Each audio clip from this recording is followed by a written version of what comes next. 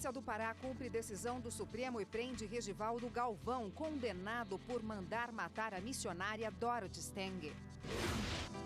Ministério Público Federal cobra término do asfaltamento do trecho norte da BR-156 no Amapá. Considerada a obra federal mais antiga do Brasil, a pavimentação da rodovia 156 está entre os projetos do governo desde 1944. Médico Denis Furtado, mais conhecido como Dr. Bumbum, é interrogado na Justiça do Rio em processo que apura morte de bancária durante procedimento estético. Seguradora atrasa a entrega de conserto e é condenada a indenizar cliente que usava o veículo para o trabalho. Na ação, tanto a seguradora quanto a concessionária afirmaram não ter culpa pela demora em reparar o veículo. Argumento que não convenceu a juíza. E os 20 anos da Justiça itinerante no Distrito Federal. Há 20 anos, o coletivo circula por diversas regiões do DF e facilita o acesso da população à justiça.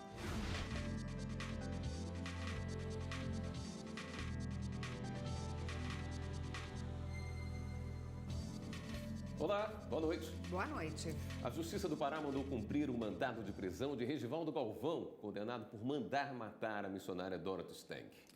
Ele teve a prisão determinada pela primeira turma do Supremo Tribunal Federal em fevereiro deste ano. O repórter Diego Sombra tem os detalhes pra gente. Boa noite, Diego.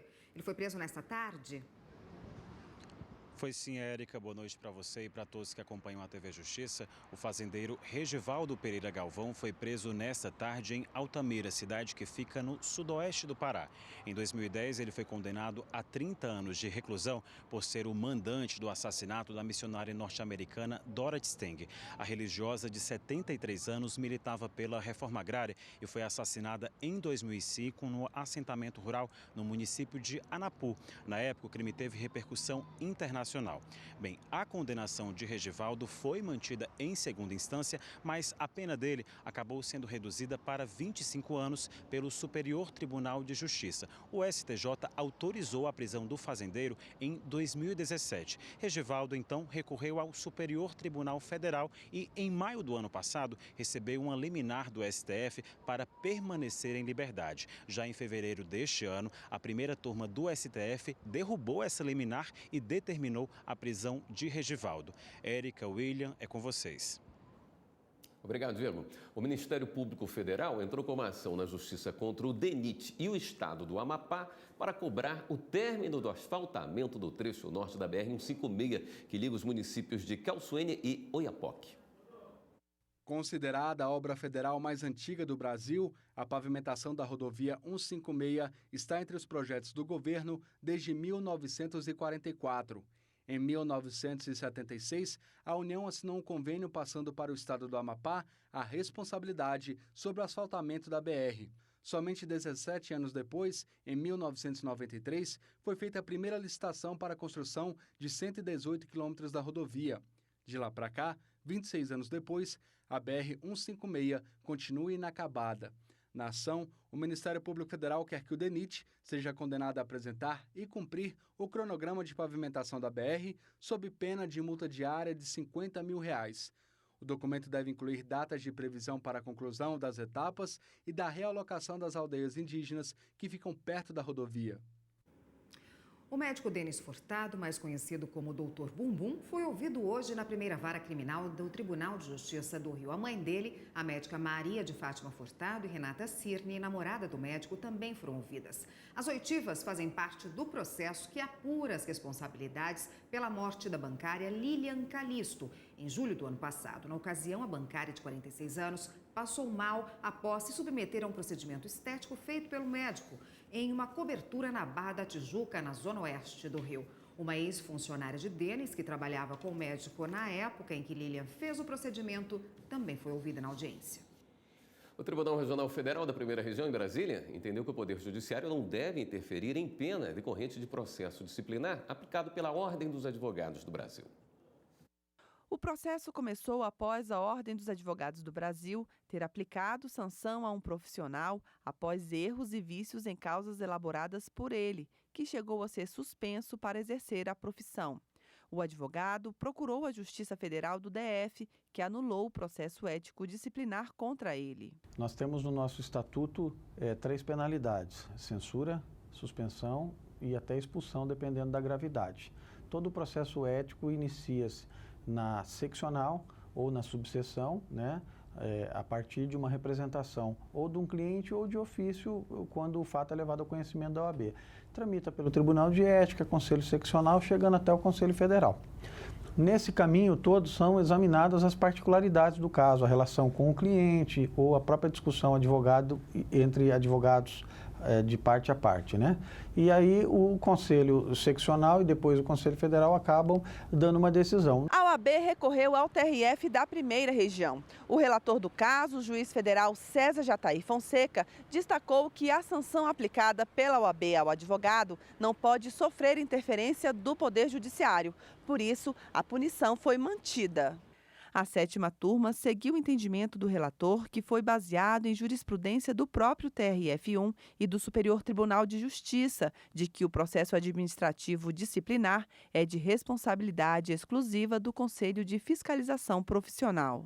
O poder de punir disciplinarmente pelo Estatuto da OAB é da advocacia. Logo, se não houver ofensa a princípios e a garantias tais como contraditório, o Poder Judiciário não deve se imiscuir na questão meritória. E foi isso que reafirmou a 7ª turma do TRF1, que essa decisão nos garante a nossa autonomia em relação ao poder disciplinar. O Superior Tribunal de Justiça determinou que profissionais de empresas privadas podem usar nome de bombeiro civil. A decisão foi tomada depois que bombeiros militares do Distrito Federal reclamaram da semelhança do nome. O bombeiro civil é um profissional do setor privado que atua na prevenção de acidentes e no combate a incêndios em prédios públicos e privados, hotéis, feiras e em festas. Eles têm a responsabilidade de inspecionar equipamentos de proteção, além de montar planos de fuga. Em caso de ocorrência, os bombeiros civis fazem um primeiro atendimento dentro do plano de emergência até a chegada do bombeiro militar. A gente trabalha de uma forma bem harmoniosa com o Corpo de Bombeiro Militar. E às vezes que houve a necessidade da brigada de incêndio, quando eles chegaram, a boa parte do serviço já estava feito, a gente garantiu as vidas retirando o pessoal ali da edificação e eles vêm para atuar diretamente no foco de incêndio. É desse painel que o bombeiro civil consegue monitorar tudo o que acontece no prédio e evitar casos de incêndio, não é isso mesmo, Emerson? Isso mesmo. Aqui nós temos aqui na sala da brigada, que é a central, e onde a gente tem um painel de sistema de detecção e alarme, onde a gente faz o monitoramento de 5.000 dispositivos de combate a incêndio. Apesar da semelhança entre as profissões, o bombeiro militar é concursado e atua na busca e salvamento, como, por exemplo, em casos de acidente de carro e afogamento, além do combate a todos os tipos de incêndios. Existem correspondências nas atribuições, mas o Corpo de Bombeiros Militar do Distrito Federal apresentou empecilhos quanto à cor amarela do uniforme e também ao nome Bombeiro Civil. Queria que fosse alterado para brigadista. O Sindicato dos Bombeiros Civis do Distrito Federal entrou com uma ação para manter a cor e o nome no uniforme. Em primeira instância, apenas o pedido para continuar com o nome Bombeiro Civil foi aceito. Na época, a categoria trocou a cor do uniforme. Depois, a decisão foi mantida pelo Tribunal de Justiça. No STJ, o Distrito Federal alegou que a legislação proíbe o uso de distintivos, insígnias e emblemas dos bombeiros militares pelas empresas privadas e também a adoção de termos que confundam a população. O relator do recurso, ministro Benedito Gonçalves, manteve a decisão das instâncias anteriores. Ele explicou que a legislação não faz distinção entre aqueles que prestam serviço para o setor privado ou público. O advogado do Sindicato dos Bombeiros Civis disse que se o nome fosse alterado, os profissionais da categoria perderiam os direitos previstos em lei. O acórdão do STJ, ele distinguiu bem a questão da aplicação da Lei dos Bombeiros Civis com a Lei dos Bombeiros Militares, afirmando que a utilização dessa terminologia em nada interferia nas duas ordens. Com isso, ficaram assegurados e garantidos os direitos ao adicional de periculosidade de 30% e a jornada semanal de 12 por 36, com 36 horas semanais. E no próximo bloco, seguradora e concessionária são condenadas a indenizar cliente que ficou 2 meses à espera do conserto do carro. Foi bem complicado, porque eu fiquei sem o meu meio de transporte e sem o meu meio de ganhar meu dinheiro extra.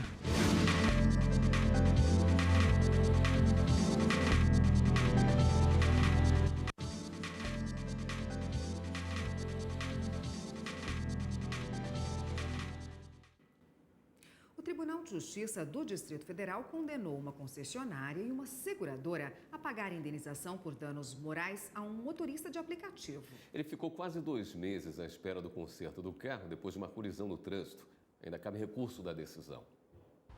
O carro de Rui não é apenas seu meio de transporte, mas sim o meio que encontrou para complementar a renda. Há 1 ano e meio, o advogado aproveita as horas vagas entre uma audiência e outra para trabalhar como motorista de aplicativo. Mas um acidente ocorrido no fim do ano passado mudou sua rotina diária.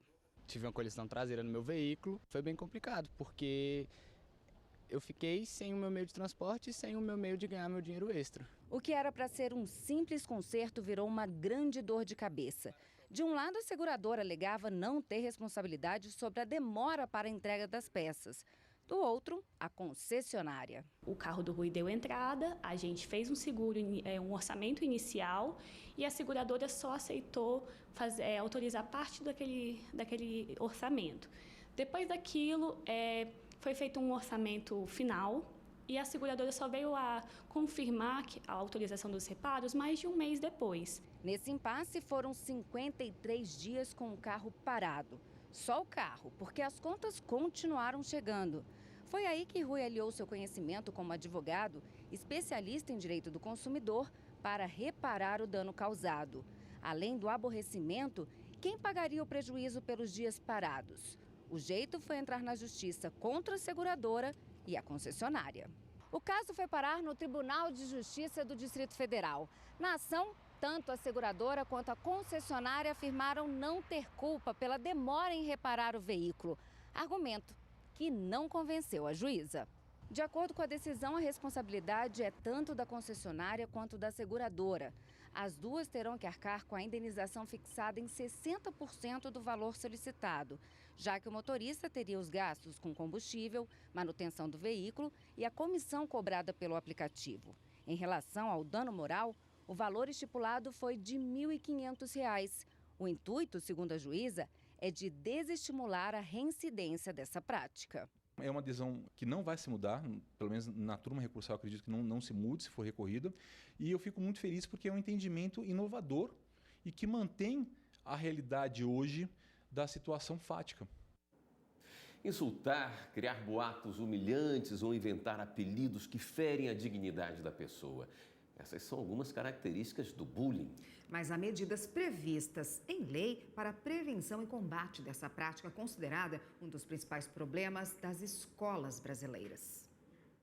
Aluno do 9º ano de uma escola particular, o Daniel sabe reconhecer as qualidades que tem. Hoje, ele está com a autoestima mais fortalecida. No entanto, já sofreu com a perseguição por causa de uma de suas características físicas. Aí, quando começou a chegar um pouquinho perto da adolescência, que veio sim o assunto bullying, um pouco mais grave para mim. Tanto que eu tive que resolver emagrecer, para tentar ver se isso melhorava um pouco. De acordo com a Lei 13.185, o bullying se caracteriza por uma intimidação sistemática, tendo alguém como alvo. O bullying é um ato ilícito do ponto de vista jurídico, ele não é autorizado pelo direito, ele fere a dignidade da pessoa humana, ele traz sofrimento para as vítimas, ele se trata de uma agressão que é praticada contra outras pessoas, com o objetivo de causar dor. É importante falar que o bullying não é crime, mas ameaçar é crime, perseguir é crime, calúnia, difamação e injúria são crimes também, então ela pode ser processada por isso aí. Uma das principais consequências do bullying é o enfraquecimento emocional da vítima ou alvo. Por isso, é muito importante que a pessoa não se cale diante das agressões e procure a direção da escola ou a equipe multidisciplinar para que haja um combate efetivo na fonte das agressões. Nem todas as escolas vêm cumprindo a lei, mas a do Daniel desenvolve atividades em que o respeito às diferenças é tratado como fundamento para prevenir e combater o problema. Ainda assim, ninguém está livre de se tornar alvo. Por isso, uma disciplina foi criada para abordar o assunto desde o 2º período infantil até ao 9º ano do ensino fundamental. A instituição ainda adota a metodologia da Escola da Inteligência. A nossa escola, desde quando foi fundada, existe uma preocupação com a educação socioemocional. Então, a gente tem uma matéria, um conteúdo que se intitula Cidadania. Dentro da cidadania, a gente faz esses trabalhos com os alunos. A questão do bullying ela não fica voltada só para a cidadania, mas dentro da cidadania é onde acontece geralmente os projetos, onde acontece as medidas mais efetivas. O atendimento psicopedagógico também é essencial, pois o alvo do bullying pode sofrer com baixa autoestima, dificuldade de aprendizado e de socialização, ansiedade, medo e até em alguns casos depressão. Apesar de a lei exigir da instituição de ensino o desenvolvimento de mecanismos para enfrentar o problema, a família e a sociedade em geral também são responsáveis. E essa assistência é importante, mas eu acho que não é um trabalho só da escola, é uma parceria com a família. Nós quanto escola, nós não podemos trabalhar esse assunto sozinho. Nós precisamos da família, nós precisamos da nossa sociedade para trabalhar isso tudo, né? Então, eu acho que é um trabalho constante para o resto da vida, né? E a gente conscientizando, passando um por outro, respeitando, porque aí a gente vai ter um mundo bem melhor, um mundo baseado na questão do respeito. Caso a família da pessoa alvo de bullying perceba uma omissão por parte da escola, é importante documentar as conversas e solicitações, para então procurar apoio nas instituições de justiça. O Supremo vai retomar no dia 23 de maio o julgamento sobre criminalização da homofobia. A possibilidade de criminalização da homofobia é debatida numa ação direta de inconstitucionalidade sob relatoria do ministro Celso de Mello. As ações pedem a criminalização de todas as formas de ofensas individuais e coletivas, homicídios, agressões e discriminações motivadas pela orientação sexual ou identidade de gênero. Outro julgamento que deve ser retomado no dia 23 de maio é o da contribuição sindical. E no próximo bloco, os 20 anos da Justiça Itinerante. Aqui a estrutura ela é menos formal para o cidadão. Ele já entra no ônibus, ele já vai ter acesso direto aos servidores para poder conversar com eles.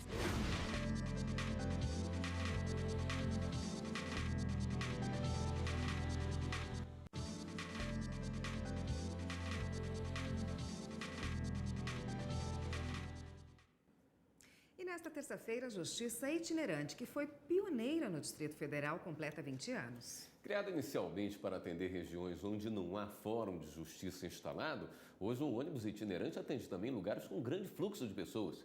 O objetivo é levar a justiça até o cidadão. Olhando assim, nem parece que essa estrutura foi montada dentro de um ônibus. Aqui funciona o juizado itinerante do Tribunal de Justiça do Distrito Federal. Há 20 anos, o coletivo circula por diversas regiões do DF e facilita o acesso da população à justiça. Para mim, super prático, né? Porque eu já estava aqui, então já estou sendo meio que atendida aqui.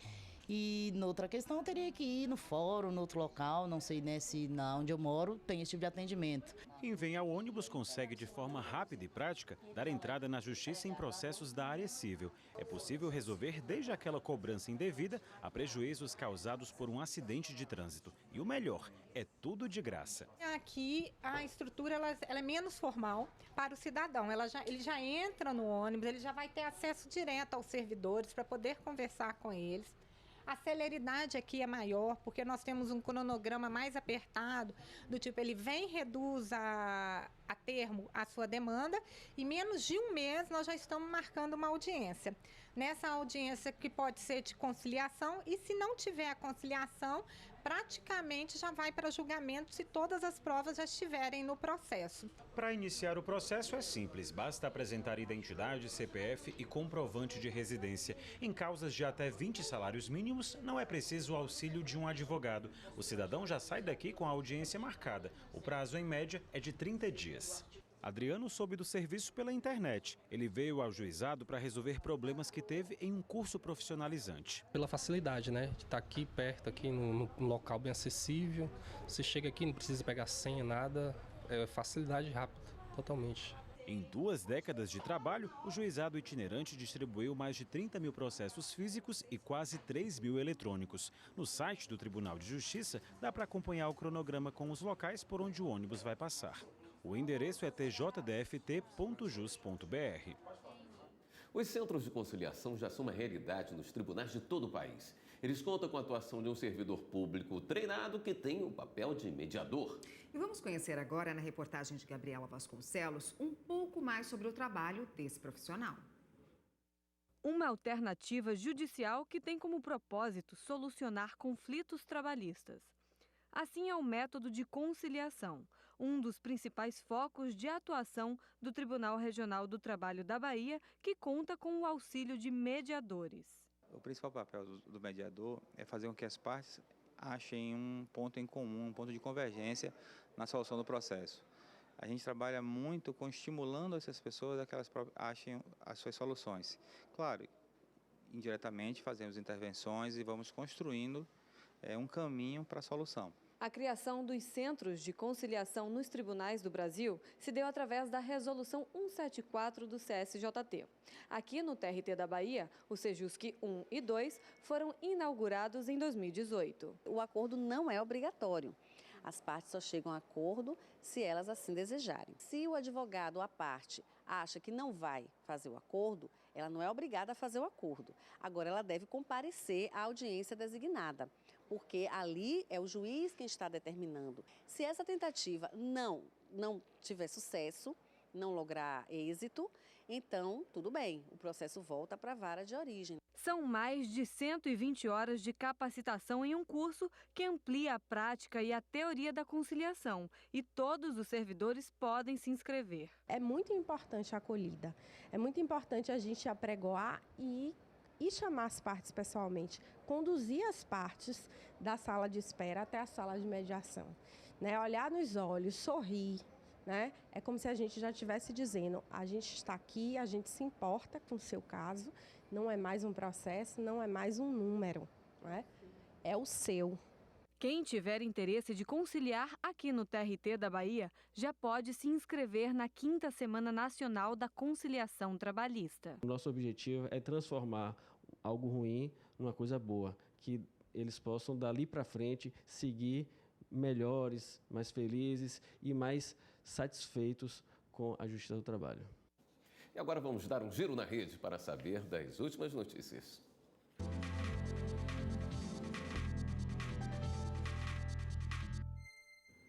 Vamos então à redação do Jornal da Justiça falar hoje com a repórter Priscila Miziano, que tem as novidades para a gente. Boa noite, Priscila. Boa noite, Érica. Boa noite, William. Boa noite a todos. O Tribunal de Justiça do Distrito Federal estipulou o pagamento no valor de 50 milhões de reais para quem descumprir a liminar que proibiu o corte de árvores em uma quadra residencial aqui no centro de Brasília. A ação foi movida pelo prefeito da quadra, que contou ter sido surpreendido com a derrubada criminosa de árvore saudável, nativa do Cerrado, com prejuízos irreparáveis ao meio ambiente. O corte das árvores teria sido autorizado pelo IBRAM. A multa milionária foi estipulada porque, mesmo depois da Justiça ter proibido a retirada das árvores até o julgamento do mérito, a empresa responsável continuou com os cortes. O caso foi parar na Delegacia do Meio Ambiente, que vai investigar se houve crime ambiental. Nosso segundo destaque de hoje traz os mais desdobramentos da Operação Lava Jato. A Procuradoria-Geral da República pediu ao Supremo Tribunal Federal para que o deputado Eduardo da Fonte seja monitorado eletronicamente, permaneça em casa à noite e nos fins de semana e fique impedido de se comunicar com testemunhas do caso. O deputado federal é acusado de receber R$300 mil da construtora UTC para beneficiar a empresa em um contrato da Petrobras em seu mandato anterior, entre 2009 e 2010. O parlamentar responde na Justiça por corrupção passiva e lavagem de dinheiro. Segundo Raquel Dodge, procuradora-geral da República, Eduardo da Fonte estaria tentando obstruir as investigações. O caso será analisado pelo relator da Lava Jato aqui no STF, ministro Edson Fachin. Nesta quarta-feira, o presidente do Superior Tribunal de Justiça determinou o prosseguimento da licitação no valor de 7 bilhões de reais para modernizar, expandir e fazer a manutenção da rede de iluminação pública em São Paulo. Na decisão, o ministro João Otávio de Noronha entendeu que a suspensão do processo licitatório afrontaria o interesse público e poderia gerar grave lesão ao município, já que se trata aí de um serviço essencial. Por hoje é isso. Você quer rever alguma de nossas reportagens? Acompanhe nosso canal no YouTube TV Justiça Oficial. Uma ótima semana para vocês. Érica, William. Obrigada, Priscila. E esta edição do Jornal da Justiça fica por aqui. Boa noite. Boa noite para você. Continue com a programação da TV Justiça e a gente se vê amanhã. Até lá.